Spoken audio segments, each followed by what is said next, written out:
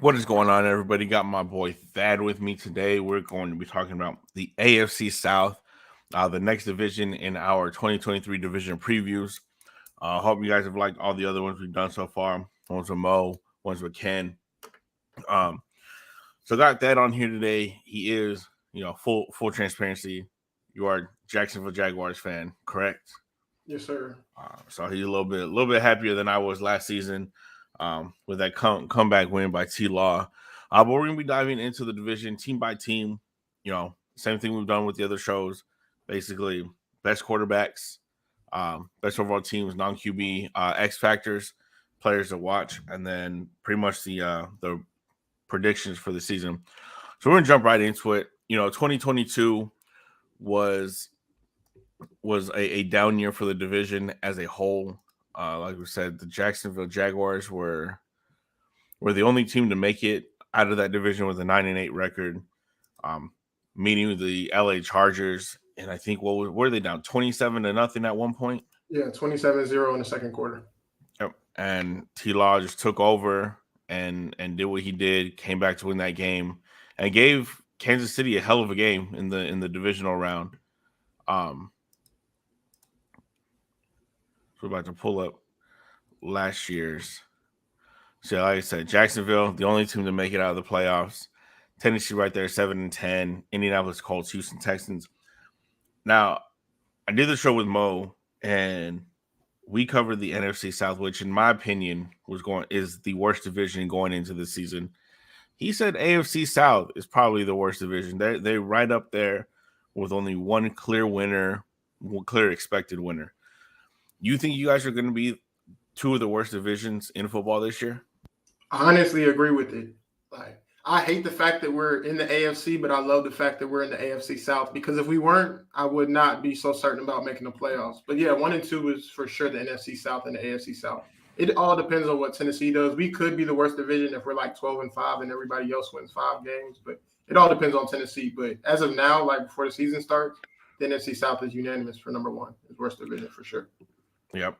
I do agree with that. I think the NFC South could still go anywhere. I obviously expected the Saints will probably come out of that division probably with 8, 9, 10 wins. I think the over-under is 9.5 right now, but that division could still go either way. Any of those teams could make a run. I think the AFC South really is just one clear, concise winner. Jacksonville Jaguars are those winners. So let's dive into the quarterback rankings. You got 4 quarterbacks, presumed starters: CJ Stroud in Houston. You got Anthony Richardson, AR-15 down there in Indianapolis. Obviously, Trevor Lawrence in Jacksonville. And as of right now, still Tannehill in Tennessee. TBD, that could change. So I would say not only you being a fan, but just common sense. Trevor Lawrence, best quarterback in the division, correct? By far, easily. No questions asked. Yeah, you got two of the 4 quarterbacks are rookies, and Tannehill is on the decline of his. He's pretty much peaked, and Trevor Lawrence is really just going into his prime. I feel like he'll be in his prime in about 2 to 3 years, and hopefully that team can be built around him and just ball out. Who do you have at number 2? Number 2 is Tannehill. The rookies haven't really, maybe if they had a year under their belt, I might think otherwise, but those guys haven't played it down in the NFL, so we don't know what they're about. And we've seen Tannehill, even though he's an average quarterback at best, when he's behind under center, the Titans win. And sometimes it's not because of him, but he doesn't lose them the game like other quarterbacks can. So right now, Tannehill's 2 for me. And I think that one's pretty easy as well. And he does also benefit from obviously having Derrick Henry. You have the best running back in the league. You're gonna have a little bit of the little outlet. And Tennessee still has a decent team around them. Obviously, they got rid of AJ Brown. But I think with Jacksonville, you guys now have Calvin Ridley, correct? He served his 1-year suspension. So I mean that could be. That's a dangerous team that I don't really see anybody else really surpassing them. So between CJ Stroud and AR-15, who you got at 3? For now, I have AR-15, and it's because of the team he's on, and the Colts aren't a good roster by any means, but Shane Steichen is a guy that knows how to work with the quarterback similar to his skill sets as he worked with Jalen Hurts. And I just feel like, well, if Jonathan Taylor plays, it's going to hurt him a lot. If he doesn't play, it's going to hurt him a lot. But the fact that he has a competent offensive line, a very good running back when healthy, and some okay possession receivers. The receiving core is very mid, but I think coming in, he just has a better supporting cast and he landed in a better spot. Like, I do think the Texans are rebuilding quicker than people think, and their roster is getting better, earlier than people thought they would. But as of now, I think the Colts is the better situation with the offensive coach, head coach, and the running back. They're not going to make it too hard for him. They're not going to make him do too much until he develops as a passer. So I feel like he'll have the best rookie year, which will have him in 3 years of now. Yeah, and the Texans did end up trading back up. They drafted C.J. Stroud at 2, ended up trading back up to 3 to get Anderson out of Alabama, shore up that defensive line. So, I mean, they are rebuilding. They are rebuilding fast, and I'm excited to see what that team has in store. So, C.J. Stroud at 4, obviously his rookie quarterback hasn't played a snap in the NFL, not even a preseason snap. What do you see as his upside? Like, is he – could he potentially be a Hall of Fame quarterback, or is he just going to be the kind of that, very good to have a couple all-pro seasons, 1 or 2 here and there, but overall just not killing his team? That's a good question, man. Nowadays, I mean, you can be a pocket passer and still make it to the NFL, but most of the top QBs are very athletic. He showed his athleticism, but for the most part, he's a pocket guy. Like, my comp for him is a better version of Jared Goff in a way. He's more athletic than Jared Goff, but they're both natural throwers of the football, and they can be very good when protected and when schemed up the right way. But throwing a Hall of Famer out before they even play, I can't really do that, but I could see him potentially being a fringe Hall of Famer. But actually, to your point, I don't see him being an all-pro until maybe later in his career because all the AFC quarterbacks we have and quarterbacks in general and how young they are. Like, true. The top 5 quarterbacks in the league, their median age is probably like 26, 27. So they're going to be around for a while. So I don't see that happening. But, I mean, I see potential in him, especially in the Georgia game. He showed what he can do against the NFL defense. But I just had, got to pump the brakes a little bit on him. But a better version of Jared Goff as of now is my product. Yeah, AFC quarterbacks are young. Patrick Mahomes, I mean, mid-20s maybe. Yeah, 27. Joe Burrow, early 20s, early and mid-20s. Same with Lamar Jackson, Josh Allen, all very young quarterbacks. And when we're talking all-pro, you still have to consider NFC as well. Jalen Hurts is still really young. So, yeah, all-pro is going to be tough, but he definitely – I think he does have the tools to become an all-pro. It's just, like you said, the competition around him is going to be tough for him to actually get there. So, talk about the quarterbacks, and we know you don't have a quarterback. You're not winning a lot of games. Nothing. Who are your non-QB X factors for each team? We'll start with the Houston Texans. I'm glad you started there. That was the toughest one for me, honestly. This might not be a popular opinion, but I think it's Laremy Tunsil. I would have said the offensive line as a unit, but as you know, in this league, you can ruin quarterbacks by not protecting them. What's his name? I can't think of his first name. Derek Carr's brother. David Carr, Texans quarterback. He got sacked like a record 60-something times his rookie year, ruined his confidence, ruined everything. So protecting your investment is the most important thing for me. And Laremy Tunsil is their best offensive lineman and might be their best offensive player outside of Damian Pierce. So, yeah, he's the most important player. If you don't protect your quarterback, if you don't protect your investment, like you said, you won't have a quarterback and you will go nowhere, especially in the AFC. So, for me, Laremy Tunsil is the most important person in that offensive line as a unit. That's a really good pick, yeah. Laremy Tunsil obviously going to be key coming off C.J. Stroud's protecting his blind side. David Carr was sacked 62 times his rookie season. Still to this day, NFL record, I believe. But, yeah, that definitely did not help him at all coming up. We'll go to the Colts next. This is kind of similar in a way, Jonathan Taylor, for me. When you have a rookie quarterback, you don't want to ask him to do too much, and with a good runner like Jonathan Taylor, he's going to see a lot of 8 and 9-man boxes, which will leave a lot of one-on-one coverage on the outside, a lot of cover 3 or cover 1, so make it easier for his reads and progressions. And when you establish the run game, obviously, when you're not like Richardson has talent as a passer, but he's not a consistent passer like he should be yet. So them opening up the run game is going to open up the play action pass, just make everything easier for him. The easier reads, not have to drop back against 8 guys in coverage and, make pre-snap adjustments and stuff like that, post-snap adjustments. So I just feel like Jonathan Taylor having a successful season and them having a successful run game is going to make life easier for him, Shane Steichen, and the Colts as a whole on offense. Because, I don't know, correct me if I'm wrong, I can't, think of a QB that came in his rookie year and immediately had to put the team on his back, throw the ball 40, 50 times a game. I know Cam Newton threw the ball a lot his rookie year, they asked a lot, but I can't think of a quarterback that just came in and they just threw the whole kitchen sink at him. They're trying to slowly bring him along, don't ruin his development. And a good run game is a quarterback's best friend because it's nothing like sticking the ball in the running back's belly, pulling it out, and it's just clear. Everything's clear when the running game's effective. So that'll help that much more in his progression as a passer. So Jonathan Taylor for me, for sure. Yeah, and you alluded to it. Hopefully Jonathan Taylor plays. Right now that whole saga between him and Jim Irsay is getting interesting. Curious to see how that's going to play out. Will Jonathan Taylor be there? I don't think so. I think those bridges have been burnt. But we'll see. We'll go to Titans next. Who's your X factor for the Titans? This was tough for me. It was obviously Derrick Henry is the first person that popped in people's mind, but I'm going to say Ryan Tannehill for the same reason. Last year we saw the effect of A.J. Brown being gone. You had Treylon Burks as your wide receiver 1, and he wasn't healthy nearly enough, so it just affected the team as a whole. Derrick Henry was going against 9-man boxes, which is kind of crazy. He did lose a step a little bit. He's still a very good running back, but he's not explosive as he once was, in my opinion. So I just feel like D-Hop coming along is going to just open up the offense a little bit more, lighten up the boxes, because D-Hop has regressed a little bit as well, but he's still not somebody you're going to press with no safety help over the top.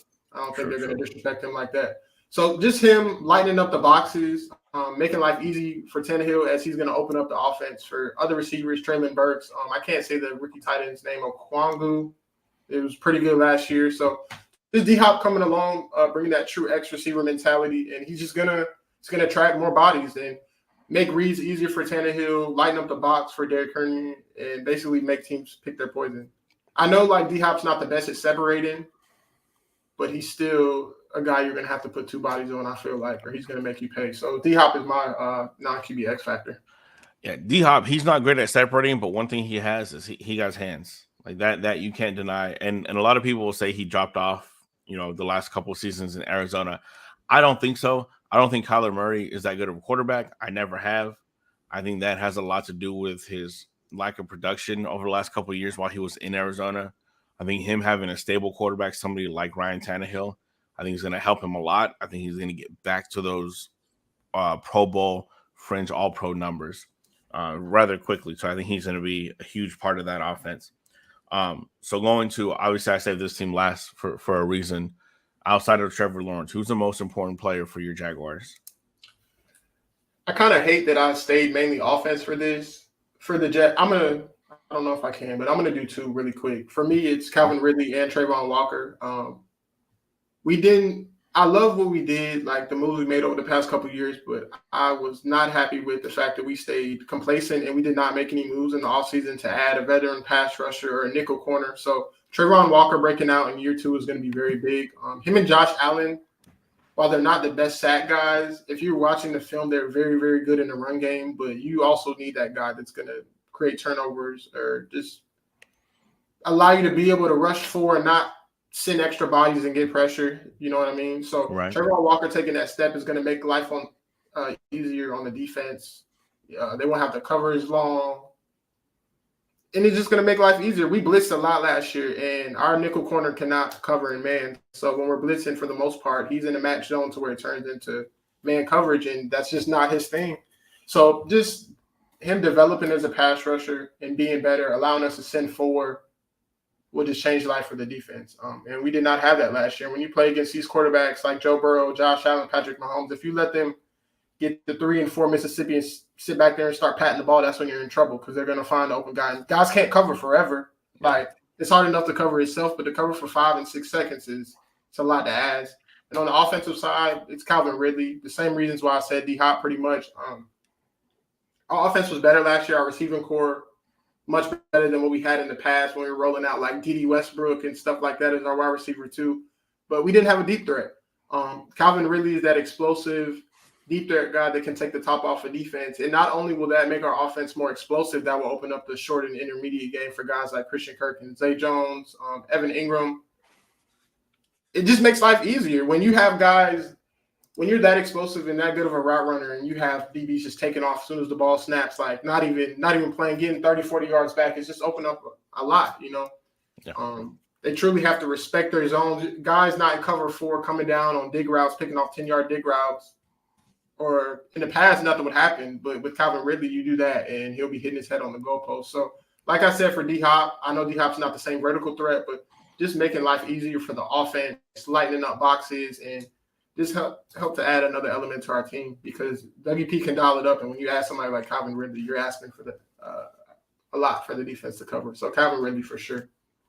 Yeah, Christian Kirk played well last season. I know a lot of people were mad about that contract, which I still think they overpaid for him. But when you have the cap space, like the way the Jaguars did that offseason, you can afford to overpay a little bit. He played very well. He didn't outplay his contract, but he wasn't that far off. Like he wasn't the disparity between what he got paid and his production wasn't as bad as a lot of people, including myself, thought it was going to be. To have Calvin Ridley coming back after a year off of not playing an 18-plus week NFL season, I think it's going to do wonders for him. It's going to do wonders for Trevor Lawrence, and it's definitely going to do wonders for the rest of that receiving core. I think that was a huge. That was a 3D chess move when Jacksonville made that trade. It was. You knew you weren't going to get him for a whole season, but you're like, you know what, we got a decent team, you know, a team that can compete. Don't know if they expected to make the playoffs, anybody outside of that locker room, but they figured they had a good team. Get a year of Calvin Ridley to be able to rest his body. Coming back was going to be that much better. And coming off a divisional round appearance, I think, again, sky's the limit. The atmosphere in Jacksonville, I can imagine, is great right now. Real quick before you move on, I do want to add to that point. I agree 100% with the 3D chess move. Looking back, like at the time, we didn't know how bad the receiver market was going to be this year in free agency. So we got the best receiver in free agency, and we got it for a steal. We didn't have to overpay or anything. We just gave up a third round pick that might turn into a 2. So yeah, a great 3D chess move by Trent Baalke for sure. Yeah, not a sexy move either at the time, but it's going to pay off this season. Right.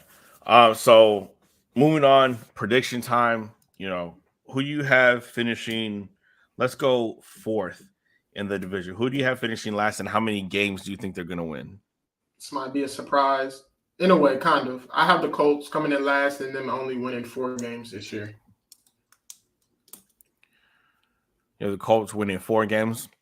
Yeah. Their over-under is 6.5. It all depends on Richardson, man. It all depends on Richardson. If he's a star, they could easily win 7 or 8 games, but it all depends on the quarterback. So we'll see very soon. Yep. That means 6.5. Again, I think the biggest factor is going to be Jonathan Taylor, whether he plays or not. If you have somebody like Jonathan Taylor, I think the Colts can get to that 6, 7, possibly 8 win mark if they have a few calls go their way. But from the looks of it, that's not happening. Even if they're not traded, I don't think Jonathan Taylor has any intentions on ever playing for somebody like Jim Irsay. So I think he's done. I think 6.5. I would probably take the under in 4 to 5 game range. Who do you have coming in 3rd? The Texans did a surprising, I wouldn't say surprising, but 6-11. I think 6 games is kind of high for some people, but like I said earlier, I think their roster is rebuilding quicker than people think. And they added a lot of veteran people this year. They added Jimmy Ward, Shaquille Griffin, who was terrible for us, but it's better than what they had. I can't think of all the other people. Chase Winovich, they added a lot of starters. Maybe they're on 1-year deals and they're not, franchise guys, but they're going to help these young guys, show them the way to work and the way to work towards being a winning franchise. So I think the Texans are trending upwards, and they had their last 2 drafts were pretty good. I know people talked about Sauce and Woolen because they broke out, but Stingley didn't have the worst year as a corner. He's pretty good. And then Damian Pierce was a hidden gem later on, and then this year. So we'll see, man. We will see. Yeah, Houston, according to ESPN, their over-under is 5.5 wins. Again, I think they're going to be right there at the 5-6 win range. Um, Third, go ahead and give us your third, or I I'm have sorry, second. second, yeah. I have Tennessee coming in at 8-9. I know some people are like their roster is terrible, this and that. They're very boring team, but as long as Mike Vrabel is running that team, he's going to get the best out of his guys week in and week out. I thought that Week 18 game was I didn't think it was a run through because it's the Titans and they always give us a tough game. But what he did with that roster and the people on that roster, not many coaches can do, which is why I think he's like a top 5 to top 7 coach. And coaches, that's their job, get the best out of their personnel. But I think as long as he's there and Derrick Henry's there and they're playing the style of football they play, the gritty control and clock type of style, they're going to win football games. So I got them going 8-9. You're definitely, when you have somebody like Derrick Henry, you're going to be able to run the clock out, tire the other team's defense out, and just wait for that big run, that touchdown, that 30, 40, 50-yard touchdown run by Derrick Henry. And again, with D-Hop being added, you have the run game. Like you had said, you mentioned when we were talking about the Colts earlier, there's nothing better than putting the ball in the belly of the running back and pulling it back and seeing the linebackers close in and just nothing but wide open green space to throw to whoever you want. And I think Ryan Tannehill is going to benefit a lot from that, having DeAndre Hopkins in that wide receiver room. So you have Jacksonville Jaguars obviously winning the division. Their over-under is 9.5 games. What is your prediction for them?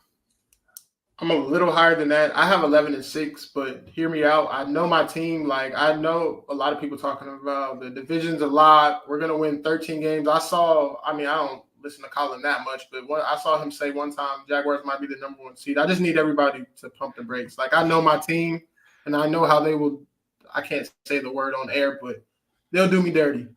They will let me down, so my expectations are tempered, but – the way they've constructed this roster over the last couple of years and the stuff we've added, as a Jaguars fan, I can't remember the last time we've had this much depth in certain positions and skill players. So I'm enjoying it, but they got to show me. I'm not going to say anything crazy like 13 or 12 wins because the NFL is hard and our schedules are gauntlet this year.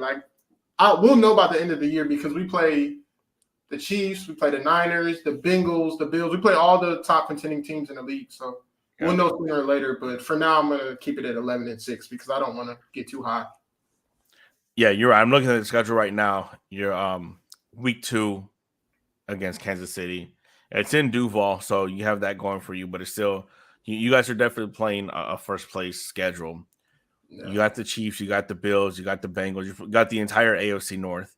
So you got in fact, 3 weeks in a row, you got the Bengals at the Browns and then the Ravens all in consecutive weeks. Like you said, the Niners in November. The Steelers still can't use. Yeah, they're tough game. As long as Mike Tomlin is their head coach, they're always going to come to play. And then obviously divisional games are crazy. Divisional games can go either way. So you got Jacksonville, you said, winning 11 games. I see it. I think again, middle of the season, we'll see what kind of team they are, especially when it comes to going through the tougher teams. And then late in the season, you got like I said, Browns, Bengals, Ravens. The good thing about that 3-game stretch, the only game that's in up north is Cleveland. Yeah. So you got Bengals and Ravens at home. Real quick, I just feel like as long as we take care of the games we're supposed to, we'll be fine. I know it seems easy. We play the NFC South and our division, which are the 2 worst divisions in the league, but we haven't swept the Texans in over 10 years. So I'm not every game's a toss-up. And you know how the division games are. The Cowboys thought they had a run-through last year with Sam Howell starting his first game, and you got to beat the crap out of them. Right. So you can't play around with divisional games. So, we'll see. But as long as we take care of the business we're supposed to, don't slip up and lose to the Panthers or the Texans at home or lay an egg, and I think we'll be fine. Right. Exactly. How far do you see this team making it? Because we're assuming if they're winning the division, they're getting a home playoff game. How far do you see them making it?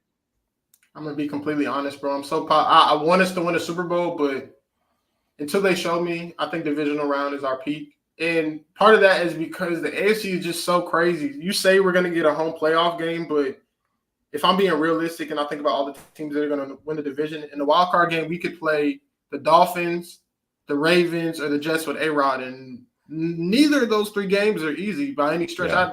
I do not want to play. I'm scared of Tyreek Hill. I would never want to play Tyreek Hill in a playoff game.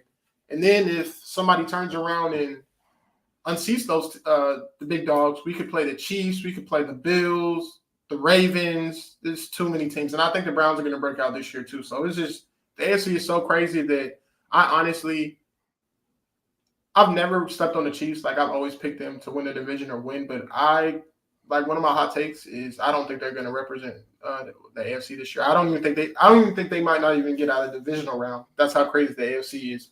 So, yeah, I think our peak is wild card round or divisional round until they show me, because the AFC is crazy. Like, I know you've been watching football for a long time. Can you think of a conference that was this stacked with quarterbacks at one point in time? Sure. I mean, the AFC at one point had Brady, Rivers, Manning, and those were wild card teams. Those were wild card games sometimes.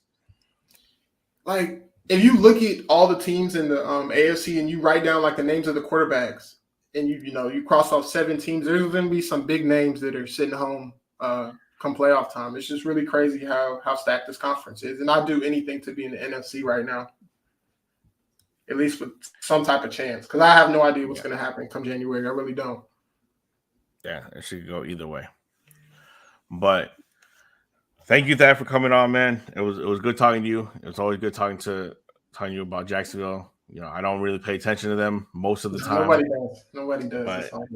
But it's good getting a little bit of insight. Thank you guys so much for watching. Thad, go ahead and tell them what you got coming up in the near future. Yes, sir. You can follow me and Jelani's page at What the Game Means to Me on Twitter, Instagram, and Facebook. We're going to ramp up some top 5 and top 10 lists coming into the season. And then when the season comes, we'll be coming to you guys every Tuesday with episodes. So you guys stay tuned and lock in with us. And lock in with Cruise Island too. Absolutely. Cruise Island will be making a comeback. Y'all already know where you can find me, FSC Pod on Twitter, Football and Chill Podcast on Facebook, Instagram. And yeah, once again, thank you guys for watching. I hope you guys enjoyed.